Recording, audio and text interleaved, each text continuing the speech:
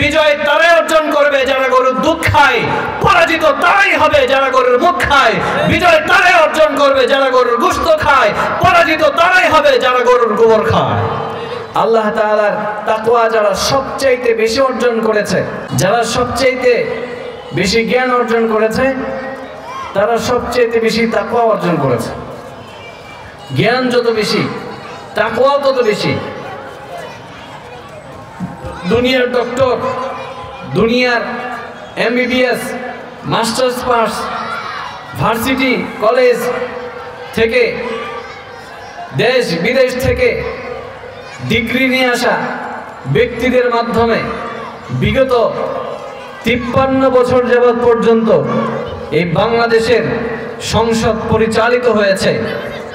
মুসলমান, আপনারা দেখুন এই বাংলাদেশে যত উলামায়ে কেরাম আছেন, যারাই যে কয়জন এই পর্যন্ত সংসদে নেতৃত্ব দিয়েছেন, আপনারা ইতিহাস খুলে দেখুন, ইতিহাস তালাশ করে দেখুন, একজন আলেম, একজন সংসদ সদস্য আলেম, সে দেশের বাহিরে তার কোনো সম্পত্তি আছে কিনা? আমেরিকাতে, ইউরোপে, কানাডায়, দুবাই কোথাও আছে? কোন একজন আলেমের দেশের বাহিরে কোনো সম্পদ নাই, বরং বহির্বিশ্ব থেকে প্রোগ্রাম করে টাকা এনে, ডলার এনে, রিয়াল এনে বাংলাদেশে প্রতিষ্ঠান করেন, বাংলাদেশে মাদ্রাসা প্রতিষ্ঠা করে, বাংলাদেশে ছাত্র, গরিব, অসহায় ছেলেদেরকে ইলমে দ্বীন শিখায়। উলামায়ে কেরামের অর্থ সম্পদ ব্যয় হয় এই পথে। কারণ আচ্ছা, আলেম হয়ে যদি মানুষ লস হয়ে যেত, মাদ্রাসায় পড়ে যদি ঠকেই যেত, তাহলে হাফেজের ছেলে কোনোদিন হাফেজ হতো, আলেমের ছেলে কোনোদিন আলেম হতো। বরং আমরা নিয়ত করি, শুধু আমার ঘর না, আমার ভাই, আমার বোন, আমার পরিবার, আমার মামা, আমার খালু, আমার চাচা, আমার আত্মীয় স্বজন যা আছে, সবার সন্তানকে ঢালাওভাবে মাদ্রাসায় পড়াবো। এখন কথা হলো, হুজুর সব যদি হুজুর হয়ে যায় তাহলে ডাক্তার হবে কে? হ্যাঁ, সব হুজুর হওয়ার দরকার নাই, তবে মিনিমাম 3-4টা বছর মাদ্রাসায় পড়া দরকার। কয় বছর? 4 বছর মাদ্রাসায় যদি পড়ে, তাহলে সে সংসদে যাবে, আমেরিকা যাবে, ইউরোপে যাবে, ক্ষমতায় যাবে, যেখানে যাবে, তার মাধ্যমে দুর্নীতি হবে না, অর্থ লুট হবে না, হক নষ্ট হবে না, কারো কোনোদিন কোনো ক্ষতি সাধন হবে না, বরং তাকে দিয়ে ইনসাফ কায়েম হবে, ইনসাফ প্রতিষ্ঠা হবে। ঠিক কিনা? আপনারা দূরে দূরে বসেন, একটু কাছে চলে আসেন, একটু পরে তো নামাজের বিরুদ্ধে হবে ইনশাআল্লাহ। বরকতি মাহফিল, বিশ্ব বলেন না আলেম আসতেছেন, আল্লামা মুফতি দেলাওয়ার হোসেন সাহেব, যার চেহারার দিকে তাকাইলেও আল্লাহ তাআলা সব লিখতে থাকেন। সুবহানাল্লাহ, আলেমদের চেহারা, নাইবে নবী, বুজুর্গ।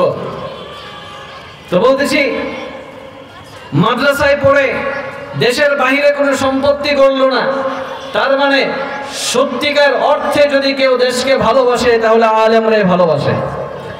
আমাদেরকে বিগত ফ্যাসিস্টের আমলে পাকিস্তানি পাকিস্তানি বলে গালি দিয়েছে, কিন্তু আমরা কেউ পাকিস্তান পলায়ন করিনি।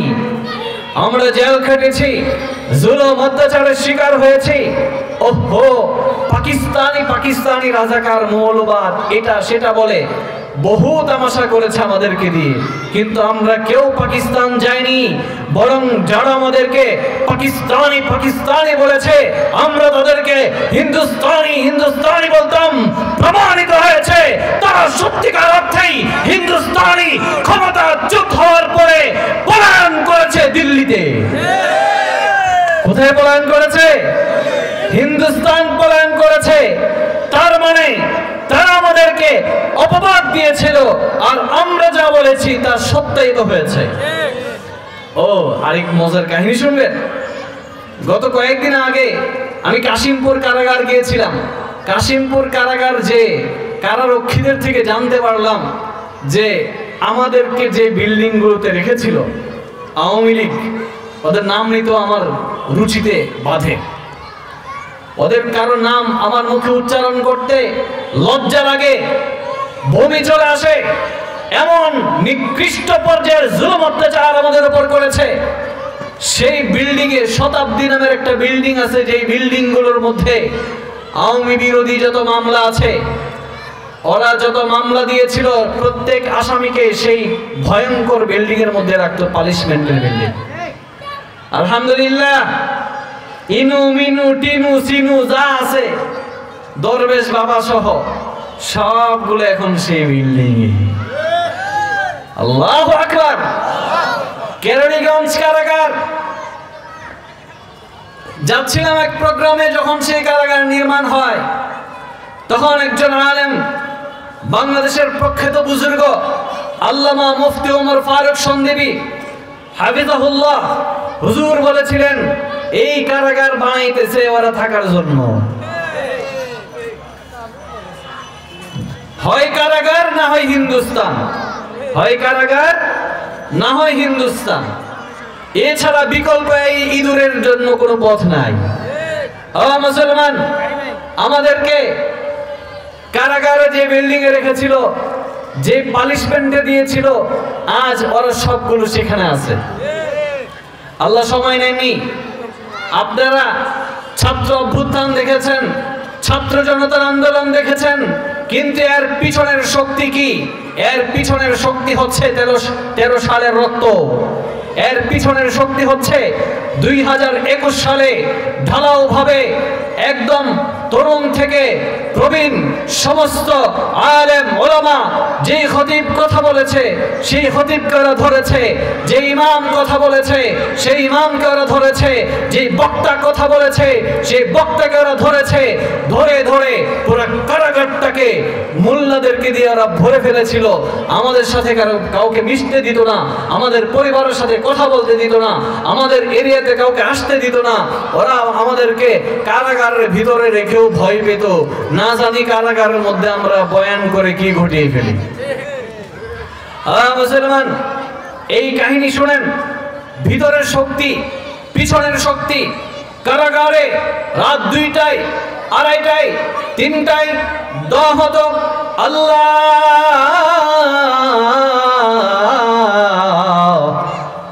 আমাদেরকে যারা এরকম নিরপরাধ মিথ্যা মামলা দিয়ে এই কারাগারের শাস্তি দিচ্ছে, আল্লাহ এমন ভাবে পতন ঘটাবা যেন কিয়ামত পর্যন্ত কেউ নাম নিশানা নিতে না পারে, কিয়ামত পর্যন্ত যেন কেউ নাম না আনে।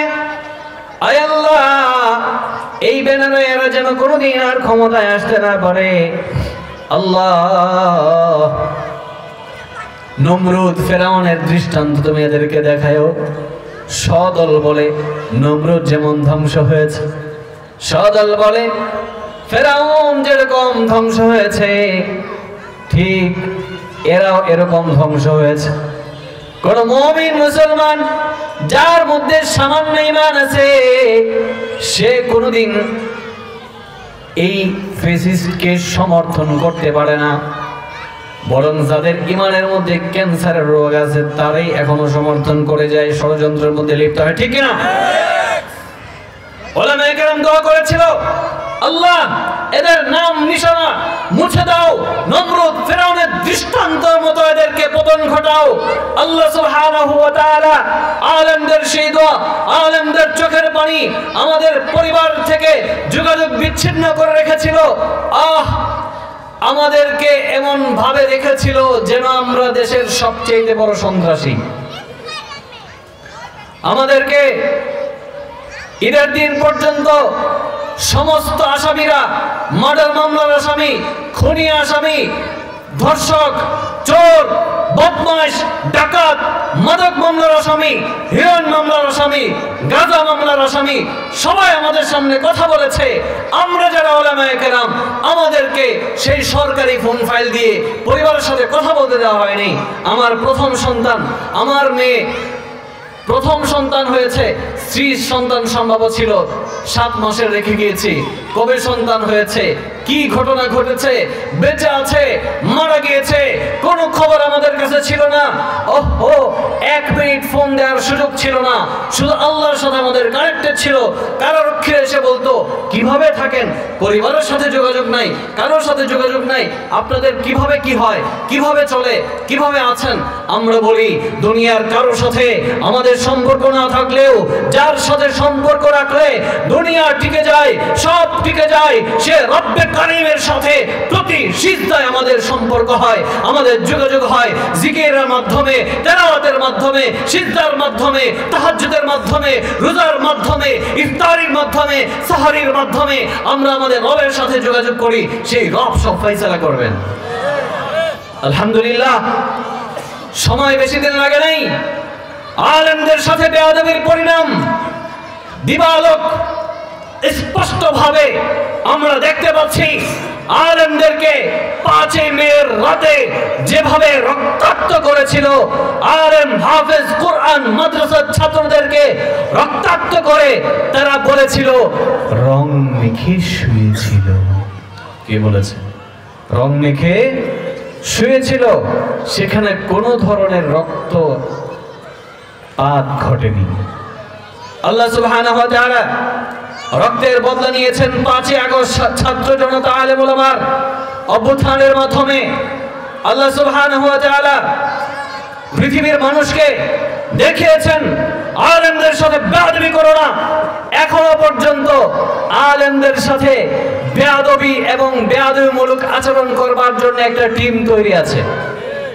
তারা মুখোশ পরে আওয়ামী লীগ পলায়ন করেছে ঠিক, কিন্তু তাদের দোসরদেরকে কখনো রিকশাওয়ালা, কখনো আনসার বাহিনী, কখনো ইসকন, কখনো হিন্দু, কখনো বৌদ্ধ, কখনো খ্রিস্টান, কখনো সমিতির নামে, কখনো সাদ লীগের নামে ওরা রাস্তায় নামে এই দেশের বিরুদ্ধে ষড়যন্ত্র করছে। এখনো পর্যন্ত লেডি ফেরাউন খ্যাত এই ফ্যাসিস্টের দোসর যে এতদিন পর্যন্ত আমাদের উপর জুলুম নির্যাতন করেছে, সীমানার ওপার বসে এখনো পর্যন্ত ষড়যন্ত্র করে যাচ্ছে।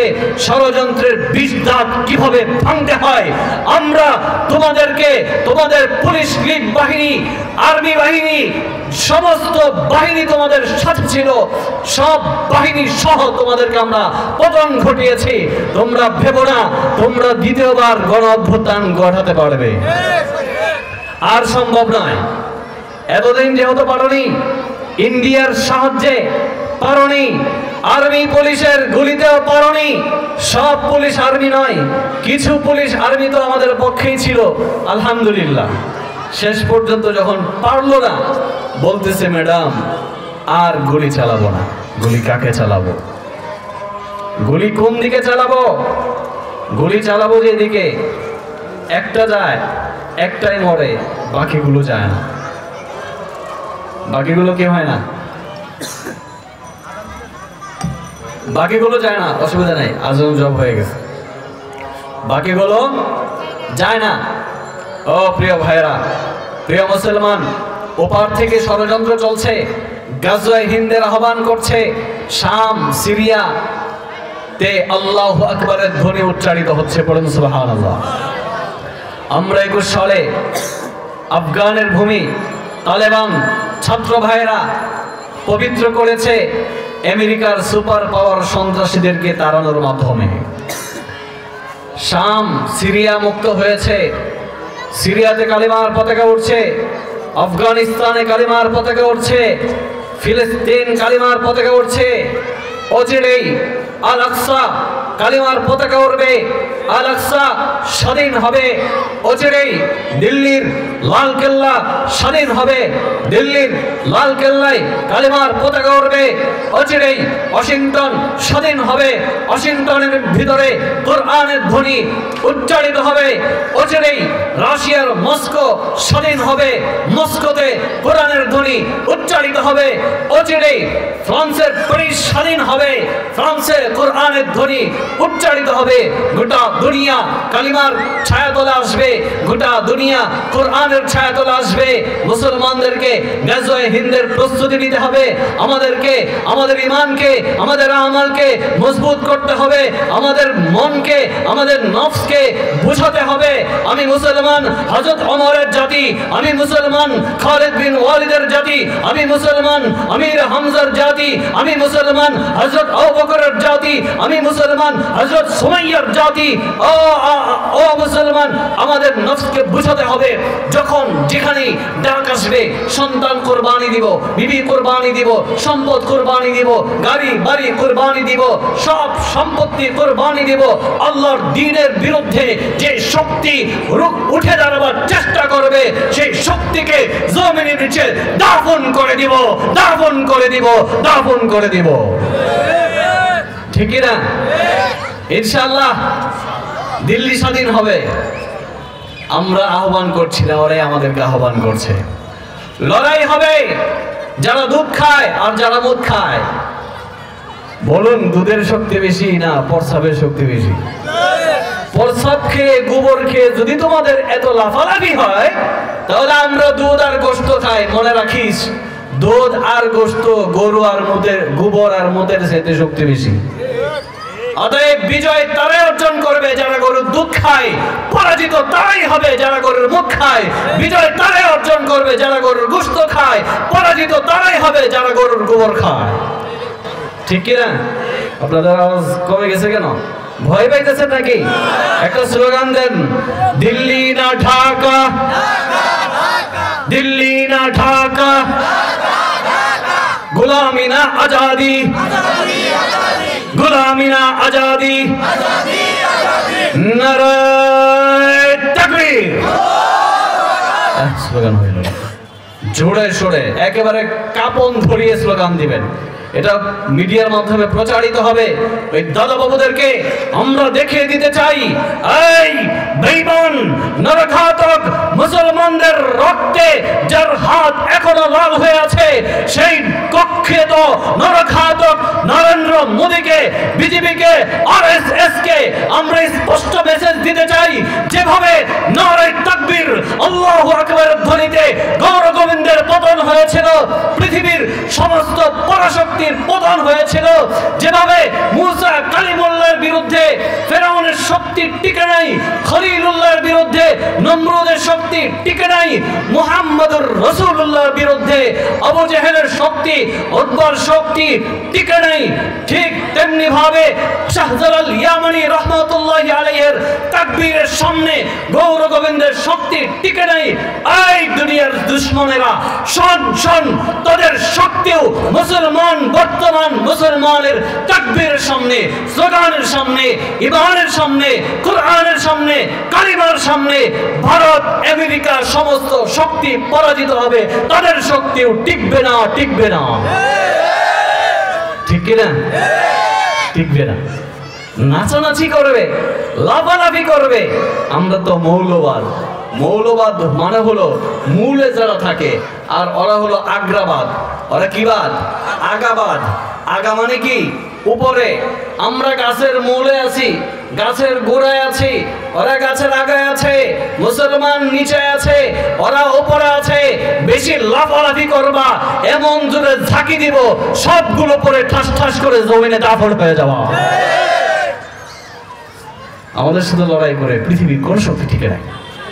কোরআনের সাথে, ইসলামের সাথে পৃথিবীর শুরু থেকে এ পর্যন্ত যে কয়টা লড়াই হয়েছে, বদর ৩১৩ জন, অপর দিকে ৩ লক্ষ, টিকে নাই, পরাজিত হয়েছে।